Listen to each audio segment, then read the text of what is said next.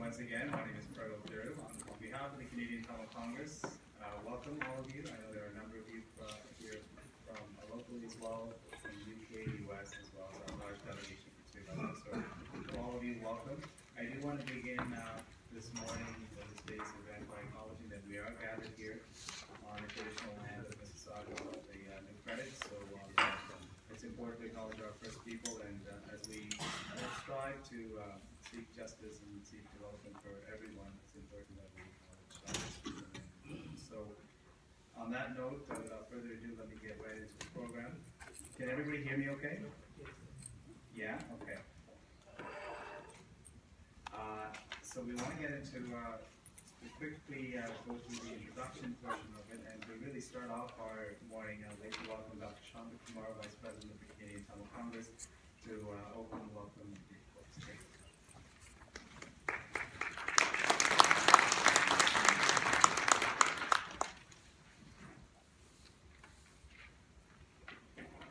Good morning, everyone. Welcome. CTC in the conference we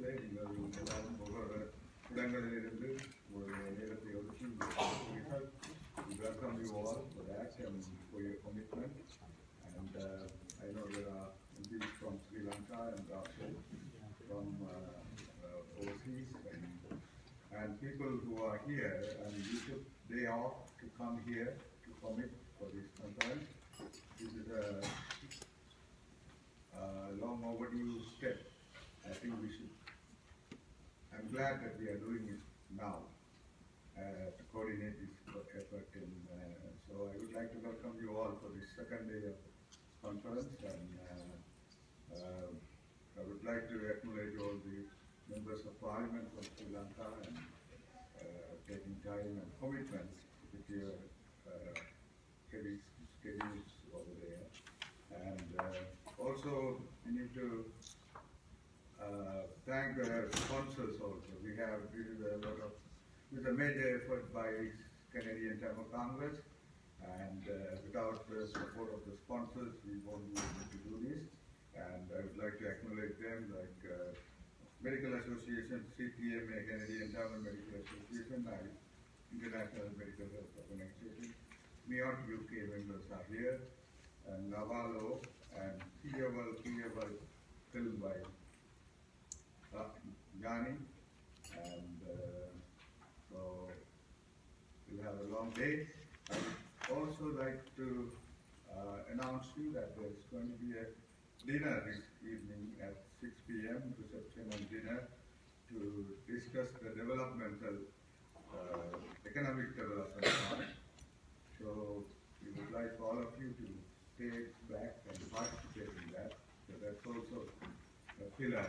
We need to improve the economy in order to improve the health, education, everything else. So this is going to be an important dinner meeting at 6 p.m. with a reception. So please commit your full day, including the dinner today. And once again, thank you all for your commitment and welcome you all. Thank you.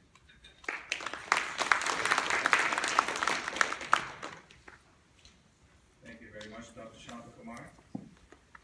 And we are pleased to have Minister Ramella here with us, and she's representing the Government of Ontario. We are pleased that she could make it. I know she made some arrangements to move some events around so that she can join here to bring greetings on behalf of the Government of Ontario. We're lucky to have Mr. Hunter open the conference. As many of you know, this is a 3-day conference. Yesterday was the first day focusing on the education stream, so we're pleased to have Mr. Hunter. And today, to open the health stream, we have Mr. Deepika Dharmella, Minister responsible for Seniors Affairs. Welcome.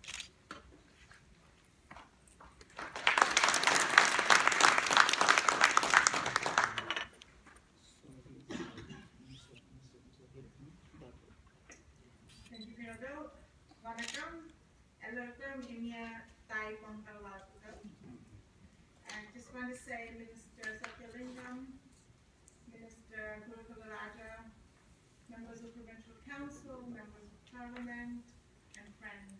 How delighted I am to be here on behalf of Premier Kathleen Wynne and the Ontario government.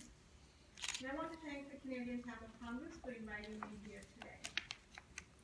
And I have a long relationship with the CTC and the Tamil community, not only because my constituency in Mississauga has a large Tamil population, but also because as someone who comes from the south of India, I naturally identify and find much cultural and linguistic similarities between the Tamil community and myself. In fact, a few moments ago, Piragal was commenting that I'm able to pronounce the names quite easily. Well, I'm able to pronounce the names quite easily because these are my names as well.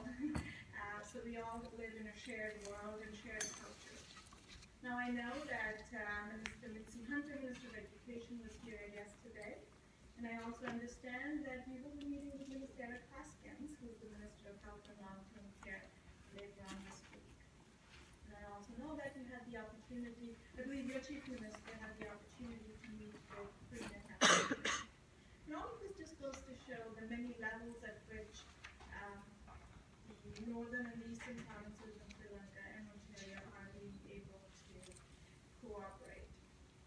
Just to talk a little bit about how important the Tamil community is here in Ontario, this January we celebrate the 3rd annual Tamil Heritage Month right here in Ontario. And it's a heritage that is truly breathtaking, a heritage that all of us can be so proud. As you probably already know this, but it's still remarkable, Tamil is one of the longest surviving classical languages in the world. 2,200-year-old Tamil Brahmi inscriptions have been found in Samangalai. That's how old this language is. And in I was interested to read that in 1578, the Portuguese published a Tamil prayer book called Tambiran Manakam, making Tamil the first Indian language to be printed and published, and India actually declared Tamil as a classical heritage language. And if you look at the history of the Indian subcontinent, it is quite clear that Tamil forms the DNA of the culture there. It is one of the oldest languages, among the oldest inscriptions that you can find in India is the Tamil language, proof of the importance that this language, this heritage has for the entire subcontinent. So there is so much to be proud of, and I'm really pleased that here in Ontario we're able to celebrate a little piece of this great culture. The people of Ontario and the northern and eastern provinces of Sri Lanka, of course, have a strong relationship owing to the shared commitment to fundamental values and the vibrant Tamil community in our province. And we are proud that through conferences and gatherings like these, the Tamil community in Ontario is trying to assist the equitable and sustainable redevelopment of the northern and eastern provinces in Sri Lanka. Last week's meeting between Premier Kathleen Wynne of Ontario and the Chief Minister of the Northern Province, Mr. Vigneswaran, provided an opportunity to further strengthen this bilateral relationship between our two jurisdictions and highlight Ontario's support for reconciliation and lasting peace in Sri Lanka. The meeting focused on sharing Ontario's best practices and expertise in a wide range of areas of public policy that would be helpful in post-conflict rebuilding and reconstruction efforts. These include economic development, women's empowerment, institutional governance, and public sector capacity building. The main themes of this conference, which is education and healthcare, in Ontario we take pride. We really take pride in the importance of both education and healthcare, and the importance of universal education and universal healthcare. And I look forward and I hope that the conference will be of mutual interest to both, that we here in Ontario can learn from your experiences in Sri Lanka and in the northern and eastern provinces. And hopefully those of you who are visiting here will also have an opportunity to learn from our experiences. Meanwhile, in Ontario, as you know, and as you've probably already seen, not only is the cultural side of the Tamil community being celebrated, but I'm so pleased to say that the community is thriving both in the business side as well as politically. At many levels of government, the Tamil community is very engaged. In fact, Piragal here was the flag bearer for the Ontario Liberal Party in the next by-election. Thank you so much, Pierrot, for everything that you've done for your community and for our party. And this Centennial College is in the bubble. It's in a riding called, I think, Scarborough-Guildwood, but the adjoining riding, which is Scarborough-Rouge River, is represented at the federal level also by a member of Parliament of Tamil heritage. You probably have met him or heard of him, Gary Anand, the singer. So, the community has done very well politically, and commercially, as well as culturally. And I just want you to know, all of you who are visiting from the northern and the eastern provinces, that you probably already know this, but it bears repeating that your biggest asset in Ontario is the Tamil diaspora here. They are your biggest cheerleaders, and in them beats a fierce heart that wants to see their homeland rise once again and be a land of peace and prosperity for all. I've yet to see a diaspora as passionately committed to the rebuilding of the Tamil community in Sri Lanka. So you're very, very fortunate to have them here in Ontario, in Canada, advocating for the Tamil community locally, as well as for Tamil rights and interests all over the world, including in their homeland. So it has been my honor to join you today on behalf of our Premier and the Government of Ontario. I wish you a very successful conference today, and thank you again for having me, Nandri. Thank you very much, Minister. I really appreciate you taking your time and putting some things aside to join us here. So we really appreciate that, and to bring leads from Government of Ontario. And as the Minister noted, our delegates from Sri Lanka will be meeting Minister of Health, Dr. Eric Goskins, on Wednesday to further engage in dialogues in terms of how we can help each other. So thank you very much for that. And I do want to acknowledge a number of people in the room here, particularly members of Parliament, Member of Parliament Gary Anand Sangari, member of Scarborough Rouge Park, who's here with us, as well as members from Sri Lanka, Mr. Sri Nation, Member of Parliament, Ms. Shanti Sri Skandaraja, Member of Parliament here, as well as Mr. Kodiswaran, Member of Parliament from Sri Lanka. So welcome, as well Trustee Juanita Nathan from the Operation District School Court is here, who was returned after yesterday and taking great leadership from the education segment of the conference. So thank you very much for being here as well. Without further ado, let me get right in. I do have Honourable Minister Singaravel Tandayadavani as well as Minister Guru Raja to speak, but I understand that we want to get right to the health stream. So I'm going to introduce our Honourable Minister Dr. Padmanathan Sathyanthilingam, Northern Provincial Minister of Health. Please come and share a few words. Thank you very much.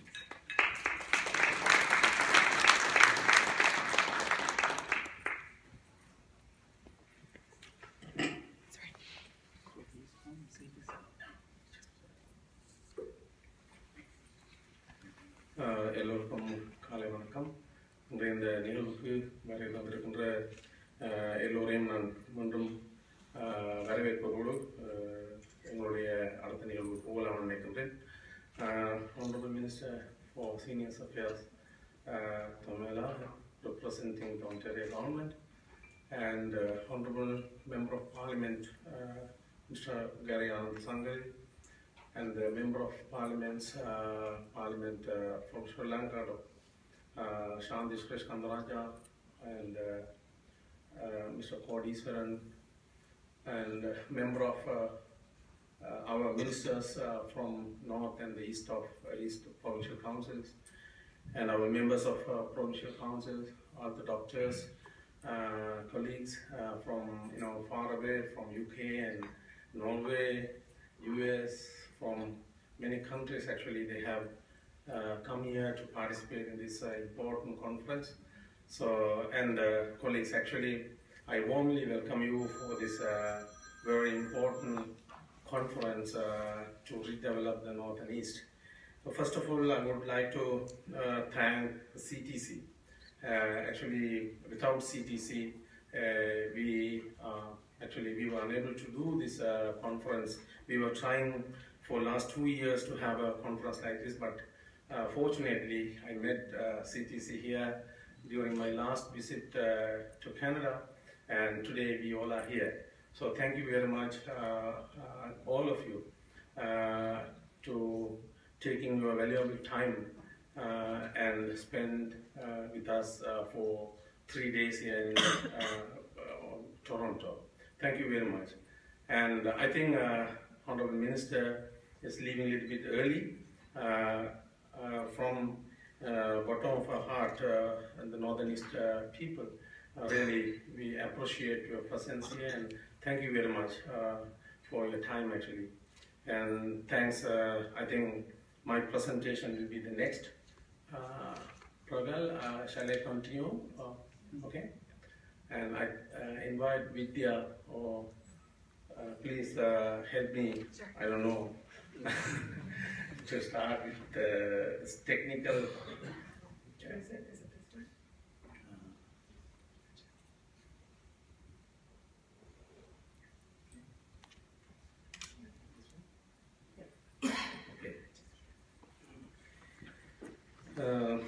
மீண்டும் எல்லாருக்கும் வணக்கம்.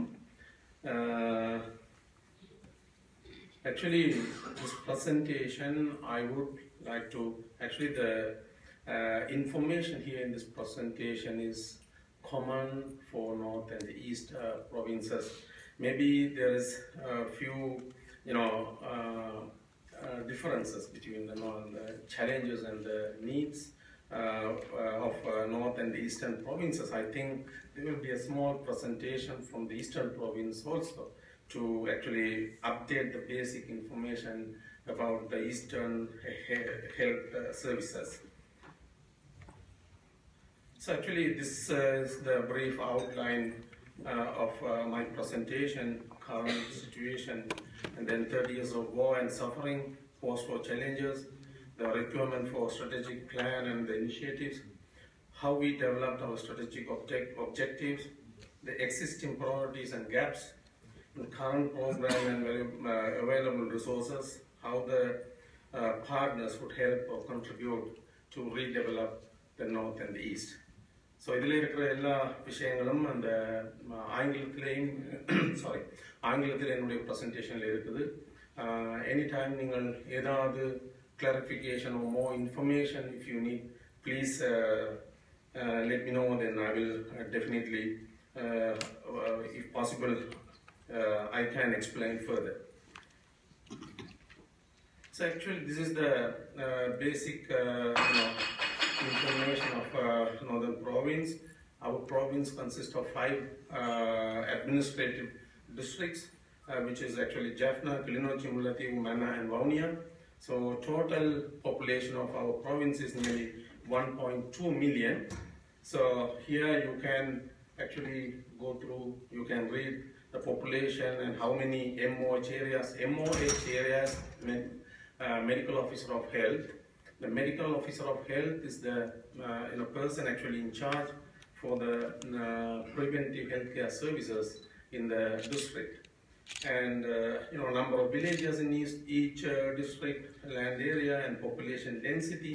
The highest population density in Northern Province is in Jaffna district, which is 629 per square kilometer. And the lowest is actually Mullaitivu district, which is 38 per square kilometer. Actually, after 30 years of war, both North and the East provinces. Now, after end of the war in 2009, the North and the East provinces actually we were struggling to provide good quality of service to the people who are living in the province. So there are so many issues and problems to deliver the quality service to the population. So as usual, in any other country in the post-war situation, the problems and the issues are almost same. The major post-war challenges I have listed here, some of the major challenges we face. I can just read, and also you can go through these slides. Displaced and uprooted communities. And displacement occurred many times during the last 30 years of war, and destroyed social and economic infrastructure, and crippled local entrepreneurial capacities, diminished investment potentials, depleted human capital, collapsed social safety network, scattered individuals and social capital, marginalized community institutions, missed or denied development opportunities during the war, and prolonged conflict. The trend of international migration, especially in our provinces, skilled and unskilled labor force, and the brain drain is a huge problem for us. The skilled and unskilled people are migrating continuously. It's actually today is one of the important thematic areas, human resource management in the north and the east. So actually we will discuss and we will come up with the group for human resource management. We'll discuss further and they will come out with their recommendations and the detailed report, I think tomorrow. Remaining population experience lack of capacity and capabilities. The additional burden of families actually in our province, because of 30 years of war, there are nearly 5 or 6 group of people who are most vulnerable people in our community. So actually I have listed a few of them, the physically and mentally challenged members in each family. The information, whatever we have, only in the northern province, out of 1.2 million population, there are 42,000 disabled people are living in the northern province only. Of course, which is nearly double when you take north and eastern provinces. And the children without parents and elders without caregivers, destitute families and female-headed families. So in north only there are 69,000 female-headed families. Out of 69 female-headed families, nearly 40,000 families are headed by the young widows. So which is a higher number, compared to other provinces in Sri Lanka. And ex-combatants, there are nearly 15,000 rehabilitated ex-combatants are living in the northern province only. And this is a special problem, an issue in our province. Increased school dropouts, lack of career guidance and employment opportunities in the north and east is another issue actually we are facing. Agriculture and fishery sectors actually is coming under high security zones and no man land. Increased absentees landowners, actually there are migrated or lost contact. A lot of land is actually without owners, the fertile lands abandoned in large scale, and encroachment of land in the strategically important areas, especially in the border villages. Imbalanced development and population distribution. The former growth centers like Jaffna, Mannar Island, Vaunia, and Kilinochchi town become attractive location for people, even for resettlers and also the business community. Local governance and political representation, less population and weak social networks cause very negative impact on the stakeholdership. Life and livelihood and in partly resettled areas is a problem actually. Increased threats, especially in the Vani area. There are many deaths due to the elephant attack because people are scattered and they are living some places between two houses, 2-3 kilometers in between a big jungle, thick jungle. So the elephant attack is a major problem in Vani area nowadays. Pressure on service sectors, health, education, water supply, and environmental management, because people are, the population concentration in some places is very high. So we service providers, actually we struggle to provide quality, good service to them. So this is a cycle, like less population, less voters, losing political governance, negative impact on demography, then of course no development and support services. So it is somewhere we have to break this cycle somewhere. Otherwise, actually, this problem will continue further. So reality check. First, I would like to discuss the political reality check. Nowadays, even today morning in the Canadian newspapers, I heard about regarding the political negotiations. TNA is trying to come out from the Constitutional Assembly, or they have put forward some demands. So negotiations or initiatives for reconciliation and the constitutional changes happening in our country, and uncertainties and no time frame for completion. Actually, we never know how much time will take for negotiations and the constitutional changes, because there are few instances, postponements. We were expecting in December. The interim report of constitutional changes will be put forward in the parliament in December. Twice already it's postponed, and now the information is mid part of January it will come to the parliament. And global and regional realities, actually, there are so many very interesting words we are talking about. Divided country, undivided country, and federalism, one country. So many, words are actually messing up the politicians and the public. So it is an issue in the political reality check. Actually, we wanted to bring out. Other part of Sri Lanka and others already ahead in development. We missed opportunities during the 30 years of war. So this is actually we have to concentrate on that also. Lack of clarity of Tamils among multiple objectives, negotiate for sustainable political solution, establish justice and accountability, empower homeland community. So this is actually we have to further discuss and understand. It is very complicated, complex problem about which we are actually talking about. Reality check, social reality check. Tamil population in a declining trend within the north and the eastern provinces due to middle class ambitions. Every family try to keep 2 children policy actually.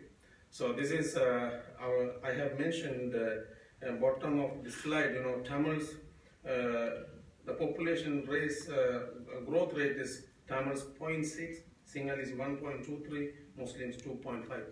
So this is the latest information our growth rate in Sri Lanka.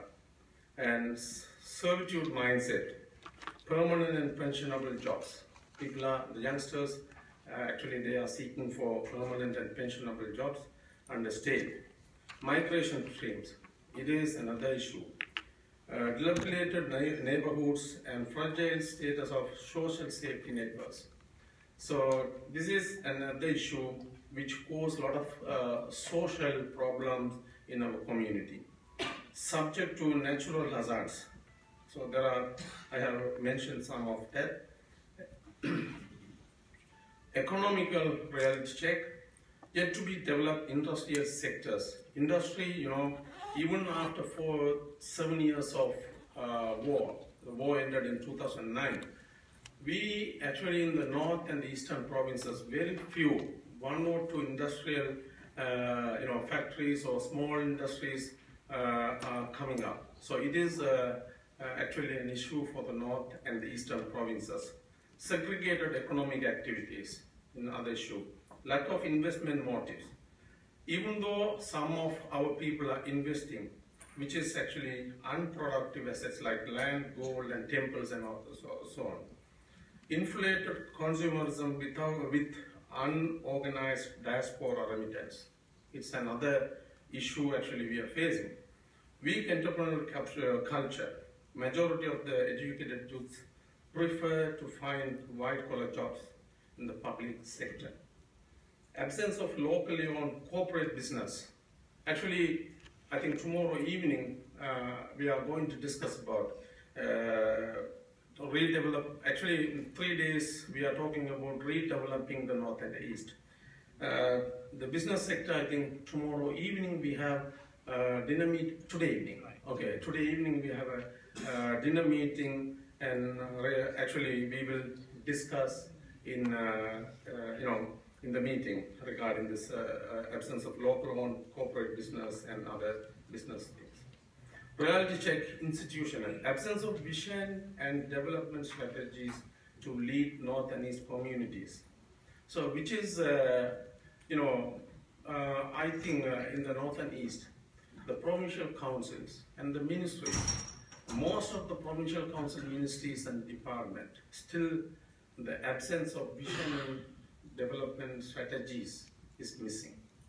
Actually, without vision and development strategies, I think we can't go forward. So which is very important. Each and every ministry and the departments, they have to, actually it is an urgent matter for us to develop our strategies. Very weak corporate business culture of Tamils to lead their own community recovery and development, which is another important issue maybe we will discuss in the evening. Absence of human resource development institution to follow other countries' learn lesson, which is very actually important for us, like North and the East people. After 30 years of war, actually we have to lesson learn is we have to think of making institutions there and really go in detail. Inappropriate national policy and strategies to hinder accelerated post-war recovery development. Actually, we have a national policy on health, but we, without deviating the national policy of Sri Lanka health policy, we have made our own strategic management plan for 3 years. Because North and the East provinces, we have some specific problems and needs in the provinces due to the war. So national policy only, I think national policy alone will not take us forward. So that's the reason actually why we were spending a lot of time to make our own strategic management plan without deviating the national policy. So these are the priorities actually in our discussions. We are going to discuss about holistic approaches needed within the stipulated period to place vote from communities in par with advanced societies. North and East strategic development plan to be developed to strengthen Tamil socio-economic and political needs and priorities. Resource mobilization to meet the gap to address the special needs of war-torn communities and their resilience. Dynamic and vibrant institutions to lead Tamil community in the open, competitive, globalized economic settings. Competence building process to accelerate post-war rehabilitation and development of North and the East provinces. Demand-driven market interventions to add value for agri-based products. State-of-art technology transfer of more employment. So this is actually political economic perspective. So this is actually the smart population makes the sound economy and strong political ownership. So what we mean smart population is healthy population, knowledgeable and skilled, entrepreneurial and resilient, numerically strong to control local governance and resource, strategically distributed and represented, trust from the service providers, well connected with the system, able to compete with their neighbors and rivals. Challenges. Official budgetary provision is adequate to meet the regular activities according to the national policy framework. And Northern Province GDP also very low and tax revenue to the provincial treasury is inadequate to meet the provincial priorities. Especially the Northern Province actually now 2013 September the first provincial council was elected, and we are actually making our own statutes to for the especially for the tax revenue and all that. But still, our province is getting very low tax revenue, which is actually because of that we still 100% we are dependent on the federal government or the central government, and so we focus on HRD training and knowledge transfer, system development and strengthening, equipment, hardware inputs, financial support to commit additional service outlets and working hours. Otherwise, the GDP will be low as now in the future also. So you can actually, from this diagram, you can see the GDP. What is our northern province, which is in red, it's very, the least, it is in billion Sri Lankan rupees. The northern GDP is 391 billion Sri Lankan rupees.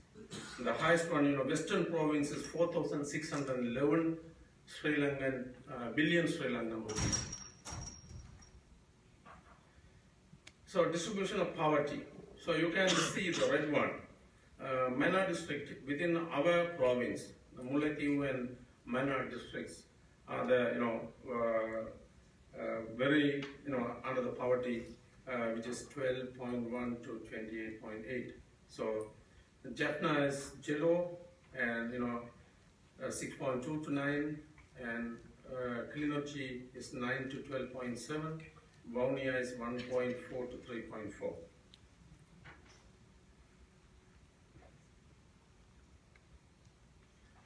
So actually, as I said earlier, we were actually struggling to start with, we wanted to have a strategic management plan for the Ministry of Health. So it took nearly 1.5 years to come up with the draft.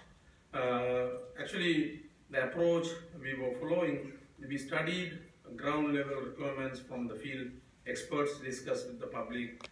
Over 1.5 years period involved more than 160 professional, medical and non-medical professionals with specific 16 groups, and identified the requirements, and it was actually costed about 2 million Sri Lankan rupees. So vision, mission statement and the values, I don't think I need to go through because of the time. So the strategic management plan hard copy is available. If anyone is interested, definitely we can issue those copies. And also, if you can provide us your email, definitely we will send the email copies of our strategic management plan to you. So there are actually in our strategic plan 4 goals. Also, we will actually send you. I don't want to go through all 4 these goals, but first one is to reduce the burden of morbidity and mortality. The rest, of course, you can read. Improve the quality of human resource factor and record keeping. Empower the population with awareness to make them without actually be self educated, or actually they have to know about the lifestyle and all that. Making improved health a key factor in improving the economy. So these are the 4 goals actually in our strategic management plan. And there are actually, as I said earlier, there were 16 priority areas. And then for easy administration and implementation, actually we went through all 16 areas, and there are so many cross-cutting issues. And then because of that, we made it as 10 thematic areas. So the human resource development, improve the provision of quality data and health informatics, reduce the incidence of communicable disease, general health promotion, intra-sector coordination, disability rehabilitation, palliative care, injury prevention, emergency health care. So there are 10 actually. The first 5 in red. These are the priorities, and today and tomorrow our subgroups on these 5 thematic areas, they will discuss further and they will come out with their reports tomorrow, probably afternoon. Immediate focus of the health sector of Northern Province. So minimize or share the burden of families and caregivers who have physically and mentally challenged members. Provide services and facilities within the accessible distance, time and cost to get there, basic and essential health and social care services. Give assurance to the inhabitants of distant villages and remote pockets for their entitlement for quality and timely services. Strengthen health services facilities if people have competency through training and hardware support. Organize and conduct regular services to the needy people with smart information and management system of the health institutions. Open more windows for capacity building and professional development in the health sector of Northern Province to capture the missed opportunities during the crisis period. Strengthen and empower regional and other satellite health service institutions. So this is our actually capital allocation, our budget 2017. Provincial, we have several resources, funding resources. First one is we call PSDG, Provincial Specific Development Grant, which we get from the federal government. Our request was actually 17.8 million US dollars, but we received 2.2 million US dollars, which is nearly 11% of the total request. And second, health sector development project, which is actually a World Bank funding, it is 360 million Sri Lankan rupees, which is 2.4 million US dollars. UNICEF, which is very small for this year, 2,361 US dollars. Global Fund to fight against AIDS, tuberculosis, and malaria, which is 2.3 million US dollars. Drive assistance from Netherlands, which is on process. Probably we will start the work in May 2017. It's a 3 years project. It is about 360 million euros. And criteria-based grant, the expected one was 15 million Sri Lankan rupees and received 4 million Sri Lankan rupees. The ministry is currently, there are many initiatives we have actually taken. The important ones actually I wanted to bring to this forum. The first one is set up project management office to expedite implementation of our health strategic management plan. Actually, in our ministry, there is a arm called PMO, Project Management Office. There are 3 experienced staffs are working. Actually, they are the people working on implementing the strategic management plan of the Northern Health Ministry. So the second one is Netherlands government soft loan and drive assistance. Actually, it is coming through the central government. Now, even though I said there are 42,000 disabled people in our province only, the information 42,000, only the numbers. We have no further detailed information about those disabled. Without that information, of course, we can't think of putting forward any projects to take care of them. So now our ministry is doing a house to house, like census. We go house to house and we collect information, detailed information. Now we are in the phase 1. Our public health midwives, they visit each and every house and they actually collect all the information. And the phase 2, the doctors will visit those houses identified with the special need people, and they will definitely get more information related to the medical services.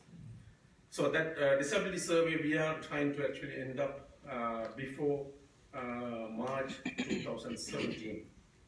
Special health services for the rehabilitated ex-combatants. There are many problems. As I said, there are 15,000 rehabilitated former LTT cadres living in our province. Now, recently we have started. They face a lot of health issues. They were in custody for many years. Now they are released, and now we have launched a special rehabilitation program for the ex-combatants who are living in our province. So ongoing programs. Now in Sri Lanka, I think first time our province introduced free ambulance service like in your country. I mean, of course not the qualities, I don't think it is like in the Western countries, but we are trying to upgrade the quality of ambulance service, the free ambulance service in the Northern Province. 100 ambulances are involved in this service. So there is a call center in Kilinochchi General Hospital, and whoever needs emergency assistance, ambulance assistance, of course, there are 2 numbers they can call, and get the ambulance service free of charge. And training for ambulance drivers and assistants. Actually, we have no paramedics in Sri Lanka. The ambulance drivers and assistants are, grade 8 or grade 10 level education they have. So they have no basic training on health or any other, paramedic or emergency services. So during our visit to UK in February 2016, we had a chance to meet the London Ambulance Service, and of course I would like to thank the MIOT US, IMHO US. They funded for paramedic training. London Ambulance Service paramedics came to our country, and they trained 14 doctors as TOT, training of trainers, and those 14 trained doctors are training 200 this assistant and drivers in our province who is working actually in who is running the ambulance service in Sri Lanka. So we will have a presentation. Dr. Puvi and Dr. Dal Namlavan actually they are working on it, and there's a group work today, and they will come up with their presentation tomorrow morning, I think. And rehabilitation program for spinal cord injured persons. We have more than thousands of spinal cord injured persons, bedridden people actually, they are suffering.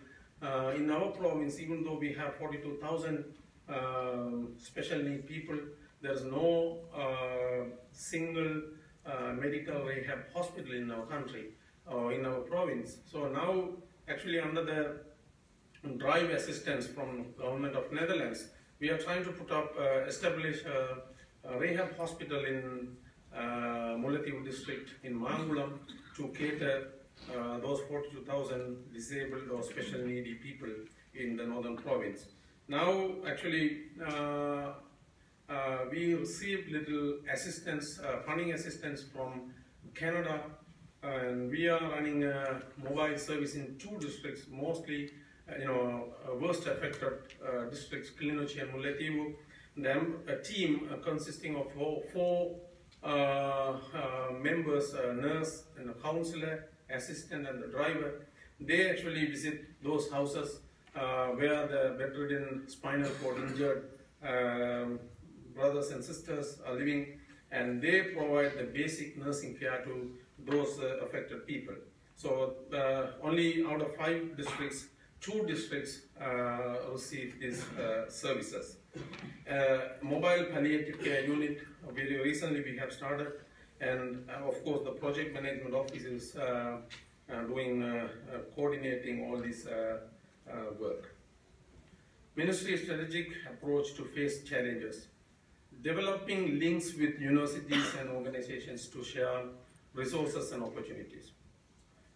Planning to identify key officials and professionals to build their capacity in order to fulfill the needs of the province. Supporting for public-private partnership. Created a web portal for the Ministry of Health and Indigenous Medicine, Probation and Childcare Services. Actually, many of our diaspora and well-wishers, they're always talking about how to get information, how to get the information about assistance, whom we can approach if we are ready to, or if we have some resource to help you. So recently we have launched a portal. So through this, many of the information will be circulated, and anyone can approach and get information from this site. Purpose of Tamil Diaspora and Home Community Confluence in Canada 2017, January. Create awareness among the diaspora of the ground reality. Actually, I'm mostly talking about the ground reality of the northern province, but which is very common for the north and the eastern provinces. Shed light on key issues of health and education sector. Invite diaspora institutions, organizations, and individuals to come forward with immediate, short, and medium-term interventions. request diaspora influence and network to attract non-diaspora resources, which is very important, I think. Explore possibilities of diaspora affluence for extra institutional interventions in the areas of human resource development, project management, technology transfer, and specialized services to accelerate recovery and development of North and Eastern provinces. So this is the PMO, Project Management Office structure, actually, which is under the Ministry of Health. There is a steering committee or executive board. Under the executive board, there's a PMO office, which is actually, you can see in the slide, it is mentioned program managers and support officers team.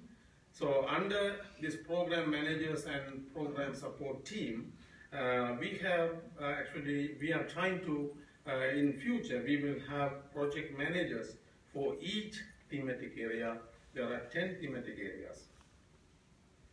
Northern Health Forum. So this is vision and mission for the portal, actually web portal. Vision is accessible, affordable, and evidence-based health services at global standards for each and everyone in the northern province of Sri Lanka. Mission to be a vibrant and interactive forum to connect people, ideas, and resources to strengthen the institutional and service delivery mechanism of the health sector in the northern province of Sri Lanka. So Northern Health Forum, so objectives, to create a local and global health service network to enable the sharing of expertise and experiences, to organize and manage a dynamic platform to share knowledge and data, to facilitate establishing priorities, assessing resource requirements, and monitoring and evaluating project progress, to use research-driven, high-quality evidence for sustainable policy formulation, to harness resources for project interventions to upgrade the health sector and service delivery mechanism, and to advocate for the development of the northern health sector in international and domestic fora. So actually, this is this is my presentation. Of course, awaiting your response. And I think if we don't have much time to discuss here, of course, anyone can join in the 5 thematic area groups. Actually, immediately after my presentation, I think after tea, they will sit in 5 allocated rooms. So after the group discussions, of course, all the leading people from those panels will come and share their thoughts with you all. Thank you very much. Thank you, Minister.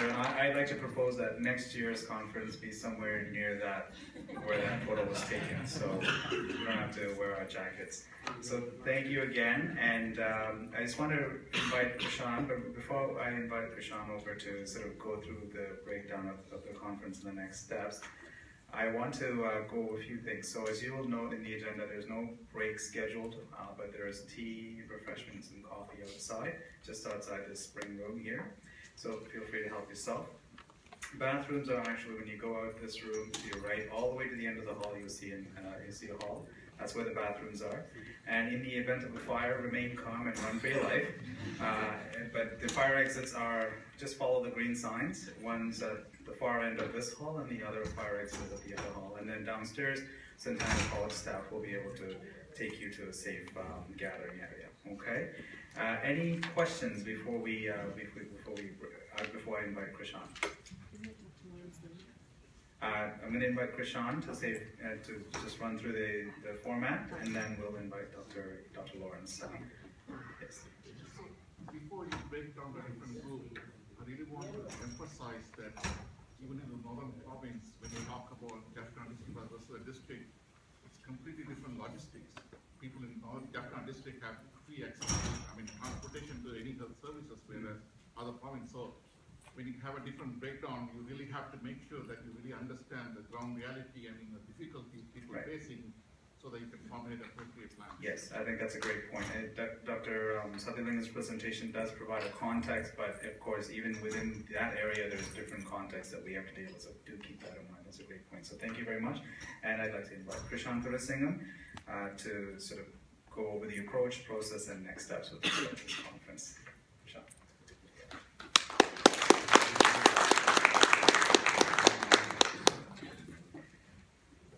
Good morning. Thank you, Pragal. Sorry? No. Thank you. Welcome. The official welcomes have been made, so I won't repeat that. I wanted to go through just 5 points as we begin. It's great to see so many faces from Sri Lanka, Canada, the US, UK, and the rest of the world as well. First off, in terms of the meeting today and tomorrow, I wanted to emphasize a few things. One, this is building on the incredible hard work that's been undertaken by the Northern and Eastern Provincial Ministries of Health and Education and others as well. I was just in Sri Lanka last week, and the extent of the work that they're doing, the late hours, is really inspiring. Second, it also builds on the work that's been done over many, many years of the diaspora community, whether it's CTC, CTMA, MIAT, IMHO, AMAF, and others as well. And there's, and you may see me up here, but it's actually so many people have been involved in this. And so I thank them on Friday, but just to emphasize, Juanita on the education side, Vidya, Manivalli, Vino, Pragal, and Dr. Mihira as well. And so thank you, everybody. In terms of the next 2 days, I just wanted to set realistic expectations. As you saw from Dr. Satyalingam's presentation, and you'll see from the presentation from the Eastern Province as well, the needs are incredibly high. After 35 years of war and now 7.5 years of the post-war, the beginning of the reconstruction effort, the needs are incredibly high. In 2 days, we cannot solve problems that have accumulated over 40 years, right? So this is part of the process of identifying next steps where we look for all of you as the experts to give input into the issues that will be covered in the working groups. And I encourage all of you to share your thoughts, but also the moderators will be asked to be quite strict about bringing to some conclusion of next steps, responsible parties, and timeline. And everybody's doing this on top of their regular jobs, including the staff in the Northern and Eastern provinces as well. So if there is a key next step, but we can't identify a responsible party and timeline, then we'll capture that as a next step that isn't going to be accomplished, but that it's key. Second, we will continue as a second part of this meeting in Sri Lanka itself in the second half of this year to go over other issues, including economic development, take stock as to what has been accomplished between now and then also. In terms of today's schedule, just a quick update on a few things. Next we'll hear from Dr. Lowe on developing high-impact health systems in post-war conflict, in post-war environments. Then we'll hear, which is slightly different from the agenda, from the Eastern Province as well, for about 10 or 15 minutes on the issues that they face there in the health sector. Then we'll go through very quickly the 5 thematic areas that will be covered in the working groups in about 5 to 10 minutes each. And then we'll actually break into the 5 different working groups. Prior to breaking into the 5 working groups, I'll say a few words as well prior to that. I think that is all for the moment. And with that, we'll pass it up to you, Dr. Lowe.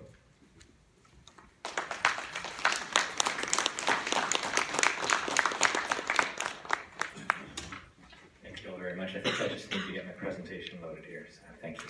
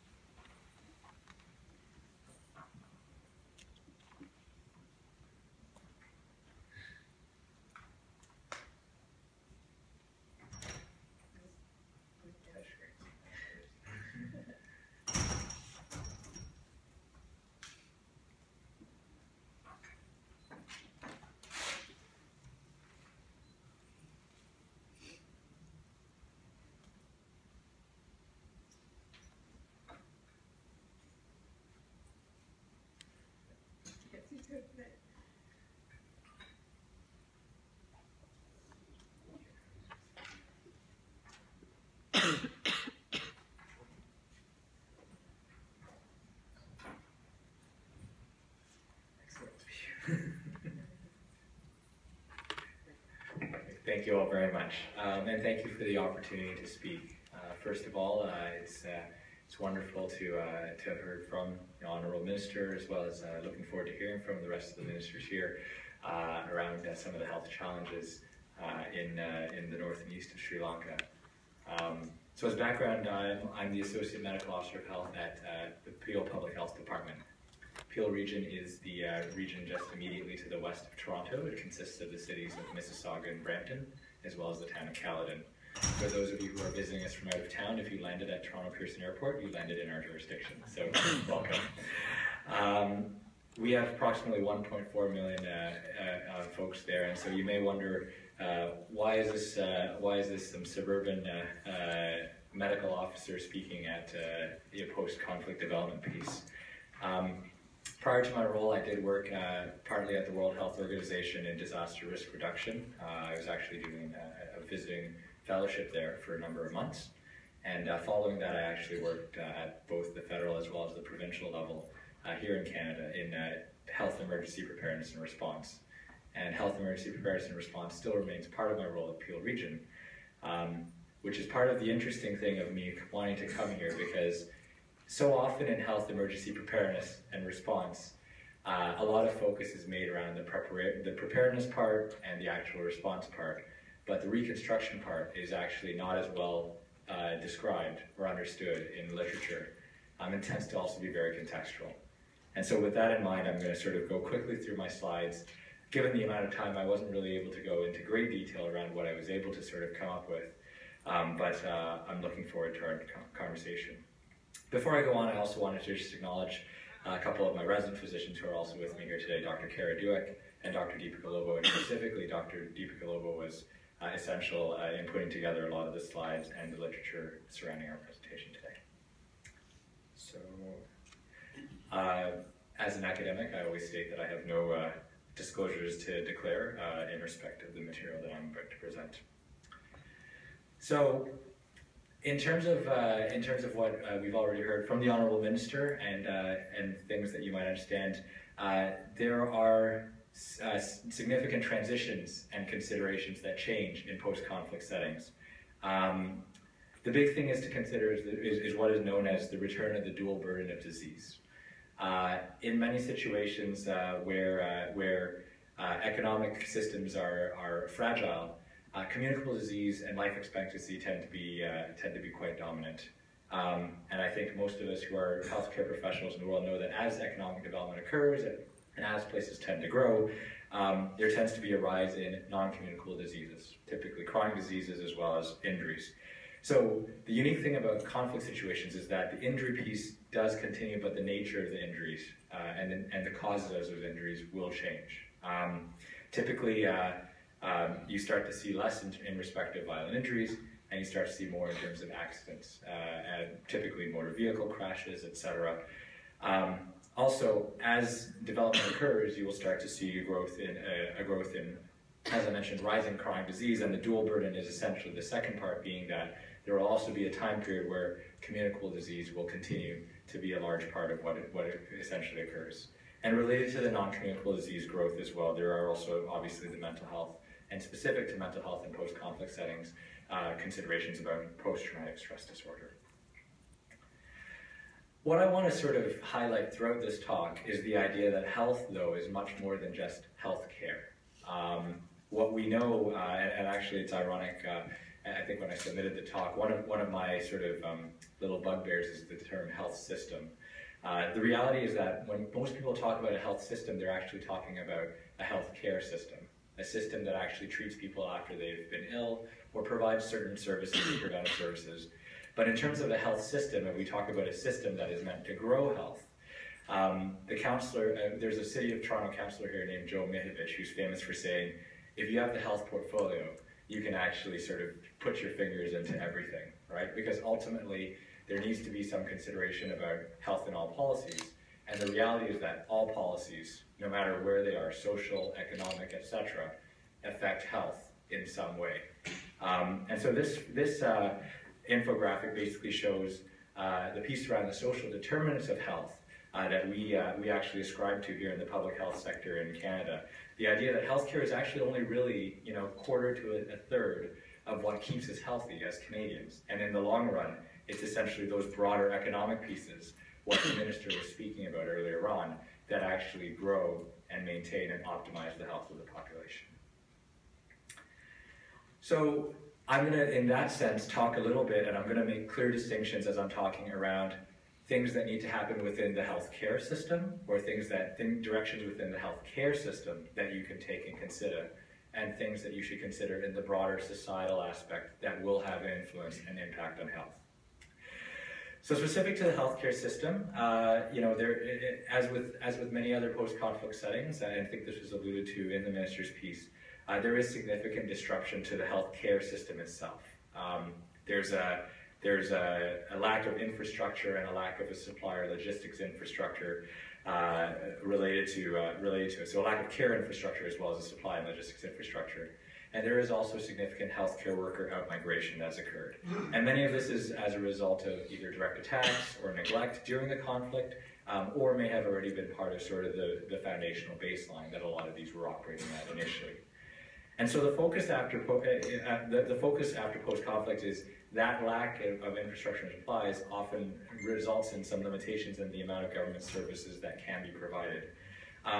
And I inspect in Sri Lanka, as with many other post-conflict settings or post-disaster settings, that there are a lot of non-governmental organizations and private actors that are also in place. The challenge with these is that they tend to be quite uncoordinated, they tend to be quite disparate, and so they can actually, in essence, perpetuate inequities in healthcare access and quality. Some people may not be getting the same kind of quality healthcare, nor may they be working in the same communities. And then, so that's for the healthcare side, some of the challenges. Within the broader health considerations, there's obviously limitations in data and surveillance. It is very hard to make decisions about where to place resources, particularly within the healthcare system as well as within the broader economic system, if you don't actually have data and you don't have an understanding of where the specific needs are. There are obviously also difficulties with governance. As I mentioned, beyond healthcare, many of the other health-related services, such as education, transport, etc., have also been disrupted. The other big thing is that in a lot of post-conflict settings, there has been evidence that has shown that a good public perception of governance is actually linked to better health. If people feel that they can trust their government, if people feel that they can actually trust the broader services that they're provided, they're more willing to actually engage. It helps to build economic confidence, it helps to build population confidence. So addressing or correcting any deficits or in perceptions around governance is essential. And then, of course, the disruptions of the services, as I mentioned, also lead to downstream determinants of health challenges in terms of access to food, access to clean water, etc. So these, when we're talking about health in post-conflict settings, these also need to be considered in as much as you're considering changes to the healthcare system and growth. So in terms of healthcare in post-conflict development, there's a number of papers that have actually come out by the UN, through UN agencies, that actually suggest that basic healthcare services can drive development, but there are certain caveats. One caveat is that what is defined as basic services needs to be defined quite clearly, because there is always a risk of kind of creating a basket of services that is considered basic, that is a little bit too comprehensive or a little bit too large, and as a result, limiting the ability for you to actually meet the needs of the population and equitably distribute the services. So definition of what constitutes basic healthcare is essential, and figuring out how to effectively and equitably distribute them is important. As was also mentioned, there's an importance to sort of balance between health care versus health investments, because at some point you may end up in the situation that we are here in Canada in the long run, where we are still very much focused. When people talk about healthcare systems, we think about hospitals, we think about ICU beds, we think about all these other pieces that really are sort of costly healthcare investments that are at the very end of health. If anything, there's a lot to be said about the old adage of prevention being better than cure, and I was very enthralled to see that in the vision about the idea that a little bit of investment up the line can actually prevent healthcare expenditures in the long run, while also growing health within the community. And then I already alluded to the fragmentation that occurs, particularly in settings where there are a lot of nonprofits, a lot of private sector organizations. I think one of the most essential roles of government and the Ministry of Health is to sort of coordinate a lot of these efforts, to try to bring these efforts in line to understand where are we seeing services now, where are we seeing a deficit in services, can we redirect or redistribute as best we can to actually address pieces to address the equity and access issue for healthcare, as well as the broader services access issue as well. And it's important to remember that you're going to need a lot of data to actually figure out how to do that. So the World Health Organization has what they call a health systems framework. It's essentially a framework for coming up with healthcare systems. I won't necessarily go through the slide, but just enough to sort of point out that it does exist, and it's actually a fairly reasonable place to start as you're putting together a strategic plan for your healthcare system. The essential pieces are all here in terms of both the infrastructure as well as the data, and then highlighting as well the need for obviously funding, strengthening the workforce, and ensuring that there's appropriate leadership in government. So I'm going to delve into a few pieces around the actual framework to sort of get there. And so, as was mentioned, one of the biggest pieces and challenges for the healthcare system is in respect of inadequate human resources for health. It's one thing to actually start investing in building, buildings and coming up with logistic systems to distribute supplies. But without having trained workers and without having an adequacy of trained workers, those supplies never get used, those facilities never actually get up and running. One of the biggest challenges in post-conflict settings that has been described is the idea that there's a fragmentation and a variance in the skills and certifications around healthcare workers. So it's important to retain and retain existing trained workers, and obviously increase additional trained workers to support them. And of the trained workers that are retained, it's important to come up with appropriate certification and professional development programs to ensure that there is some sort of improvement in terms of the standard of care that is provided. I think that was already alluded to, actually, if anything, around the ambulance attendants and paramedics. But similar programs would probably need to be implemented for nurses, for physicians, for other supporting, for community health workers, for other supporting health professions that would essentially be the backbone of the healthcare system. And then once you've sort of focused on that, then it's a matter of sort of having them essentially on the front lines, helping to direct some of those additional infrastructural and supply investments that are needed. So it's best to maybe start out with the workers and actually bring them up, as was mentioned, and then start to look at how do you develop the facilities, how do you set up the logistics chains, how do you set up the supply. Another piece, as I've already alluded to, is the leadership and governance. So how do you get there? I think with the Ministry of Health, obviously, there is a big focus on program implementation, it sounds like, and I think a lot of the talk sounded very exciting in terms of where it's going to go. But it is important to make sure that there's, that corruption, instability, or inefficiency, any perception of it, or actual occurrence of it, is stamped out as quickly and importantly as possible, alluding to the public perception piece that I had mentioned. The other piece, as I've been alluding to through my entire talk, is that the Ministry of Health really should take the lead in highlighting to other ministries the importance that they play in supporting the health of the population. It's very easy for, it's very funny because some of you may remember in the past there was actually, here in the city of Toronto, we had Mayor Rob Ford, and he famously had a specific view around transportation.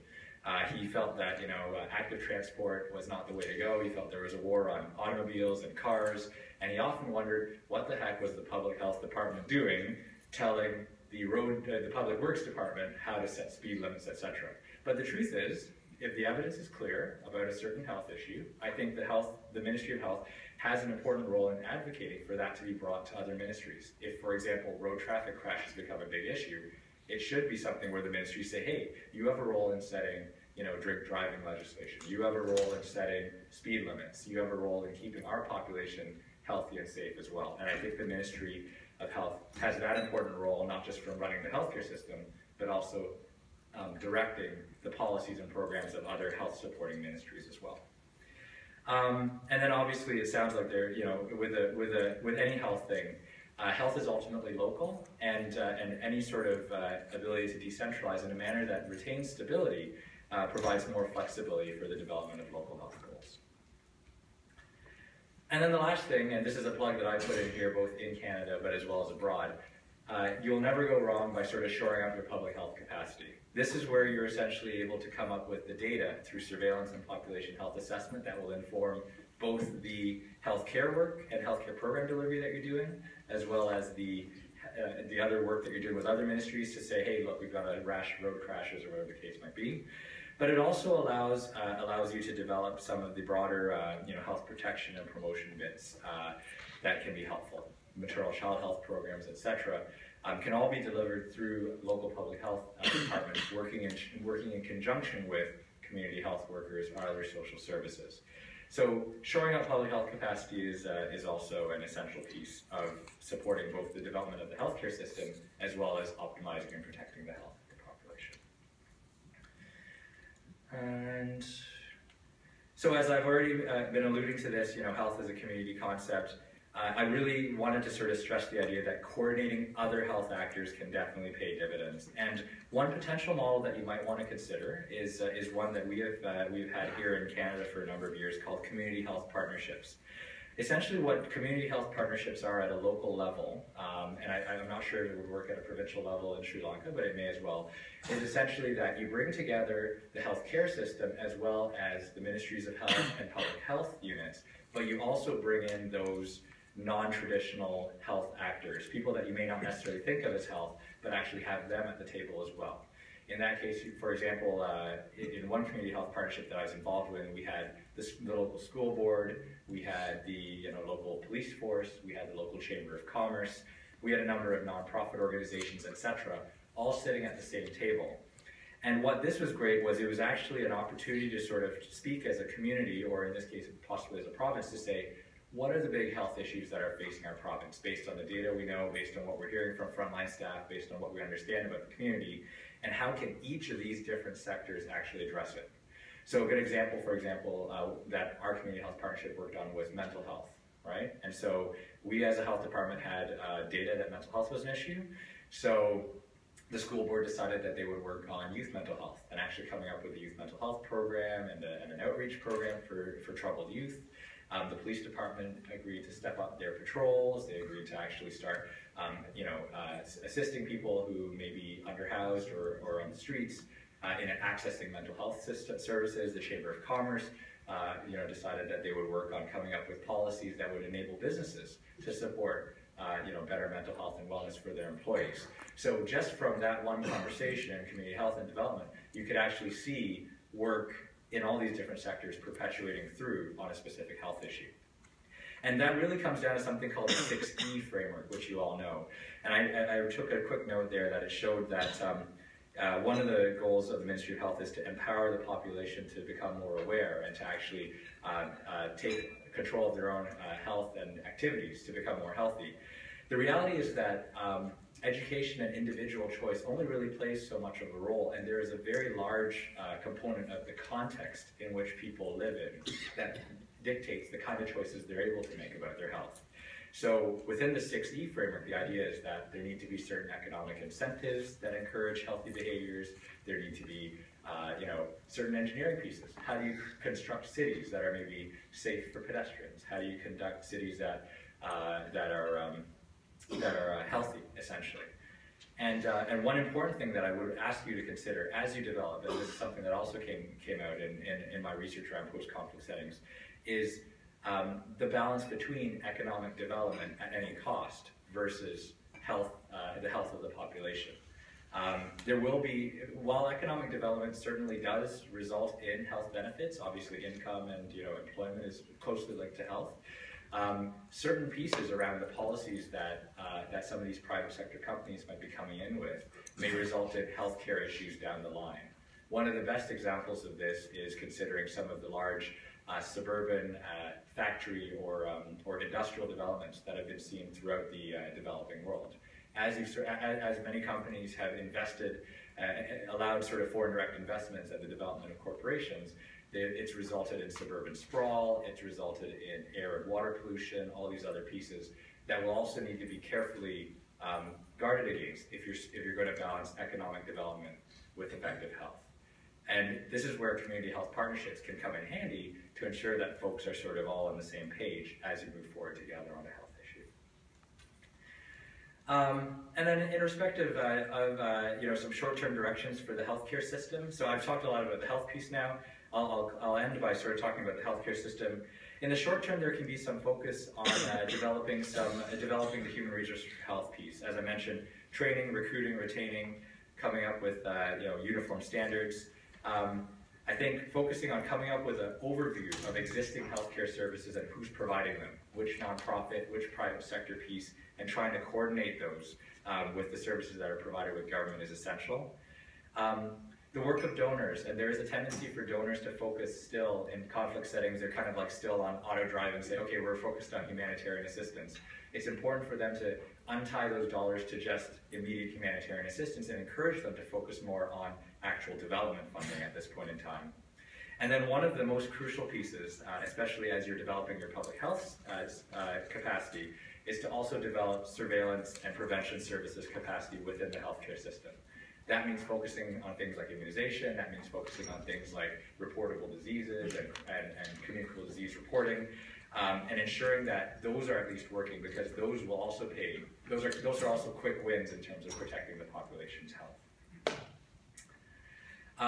And then obviously in the long term, that's where you're able to start using surveillance data, population health data to plan healthcare services, and then also strengthen your workforce and broader system planning.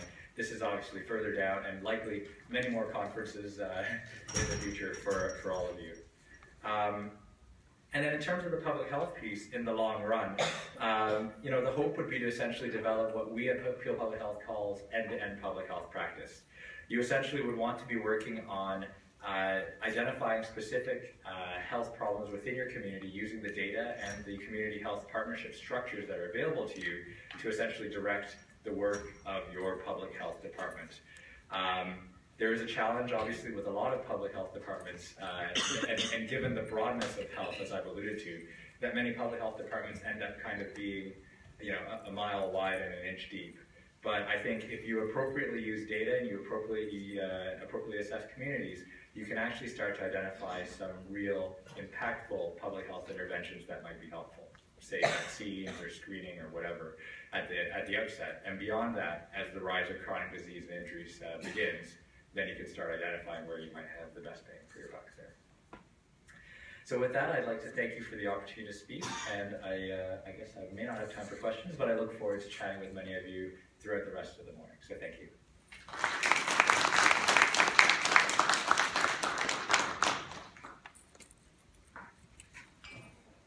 Thank you, Dr. Lowe. I believe that there are questions, but we are running behind schedule. So what I'd ask is that if you have questions, write it down and try and find Dr. Lowe before you leave. And you're here until what time? Here about 12 o'clock. Okay, I'm going to try and find him before that. Second, I was seated next to Dr. Sren from the Northern Province, and they may be interested in doing a follow-up discussion during the rest of the week. So, question to you and Dr. Deepika to try and see if we can find time to have a secondary meeting on Wednesday, Thursday, or Friday. But we'll be in touch on that.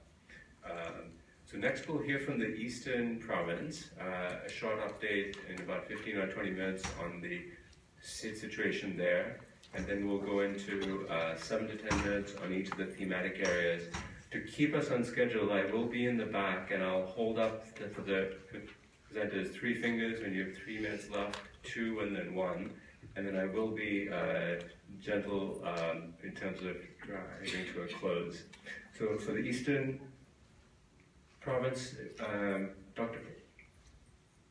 So if you can come up, did you, and then we'll start that.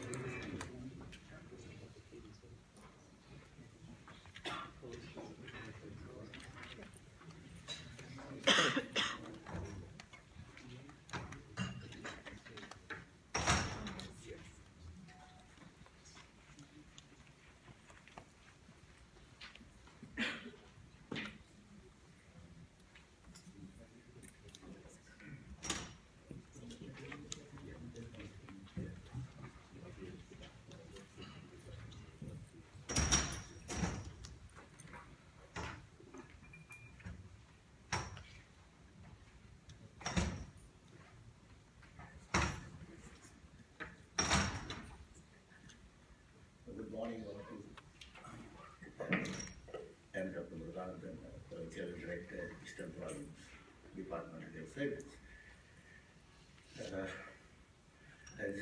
Eastern Province, we have 3 districts with 4 regions of health services. In Sri Lanka, the exceptional is Eastern Province.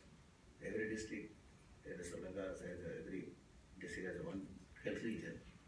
Right now, Eastern Province, even though we have 3 districts, the 4 health regions.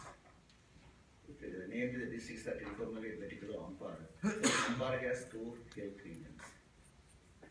The general profile of Eastern Province. As I mentioned, there are 4 regions. Ampara, Kalmune, Boda Kalmune, and the Ampara district, then Petticoat district, and Tingamala district. So the total population is 1.6 million. Ampara, the regions are 263, Kalmune 423, Petticoat district 546, and Tingamala 403. There are divisional areas of these district regions. There are 45 divisional secretary areas.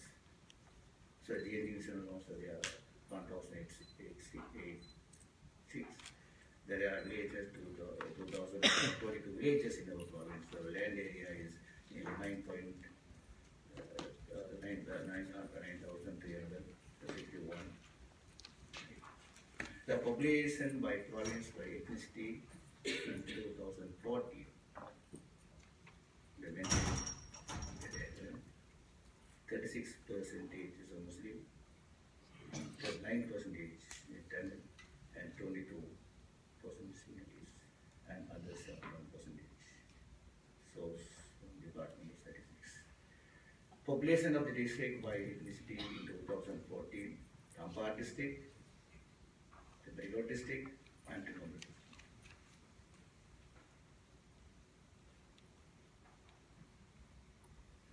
The population of the province by ethnicity in 1981 compared with 2014. In 1981, the Tamil community was of 42%. Muslim community was 32%. And Sinhala community was 25%. What in 2014, Tamil population is 39%. Muslim percentage 38%. And Sinhala community 24%. Within 5 years. No, sorry, 5 years. 13 years. The vulnerable population in our province, liberally jail, the area, people that due to the war or any other causes. 2,676 person in Tingamala district, and Tingamala district 7,000, nearly 200, not one, nearly 7,200 people are disabled people in the Tingamala district. In Ampara district 6,000, nearly 7,000. Totally 16,600 disabled people in our province. There are some people, some children need special need in our province. That was nearly 4,000. Due to the war or some problem, some women took over the responsibility. So women headed families are there. These are the family numbers, 19,000 in Tingamala district, 28,000 in Petticoat district, Ampara district, 29,000, altogether 76,000. The war widows also there, 1,879 in the Tingamala district, 4,000, around 4,000 in the Petticoat district, 600 in the Ampara district, altogether 6,520 people are in our for widows. This is the socio-economic status of our Eastern Province. The poverty lines are mentioned here. Our economy is agriculture-based economy in the Eastern Province. The paddy cultivation is 12%, milk production is 17%, and fishery is at 21%.